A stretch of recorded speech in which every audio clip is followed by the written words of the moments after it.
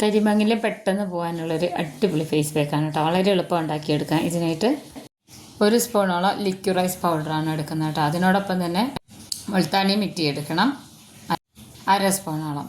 ഇനി നമുക്കിതിലേക്ക് തൈരാണ് ഒഴിച്ചു കൊടുക്കുന്നത്.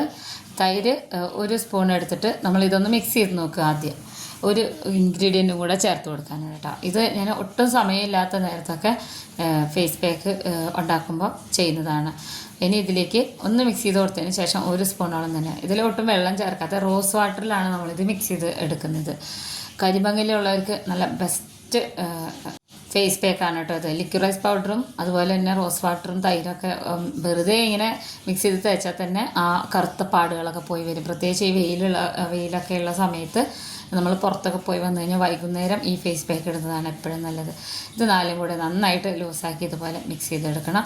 എന്നിട്ട് കയ്യിലും നമ്മൾ വെയിൽ തട്ടുന്ന ഭാഗങ്ങൾ കയ്യിൽ, പിന്നെ കരിമങ്ങലുള്ള ഭാഗം മുഖത്ത് മൊത്തത്തിൽ തേക്കുക, കഴുത്തിലും തേക്കുക. ഒരു 20 മിനിറ്റ് ശേഷം കഴുകി കളഞ്ഞാൽ മതി. നല്ല എഫക്റ്റീവാണ് കേട്ടോ.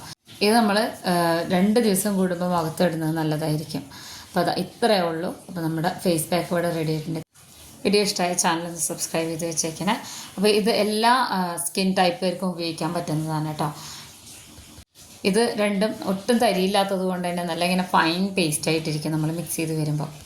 അപ്പോൾ ഉപയോഗിച്ച് നോക്കണേ. യാതൊരു സൈഡ് എഫക്റ്റും ഇല്ലാത്തൊരു ക്രീമാണ്.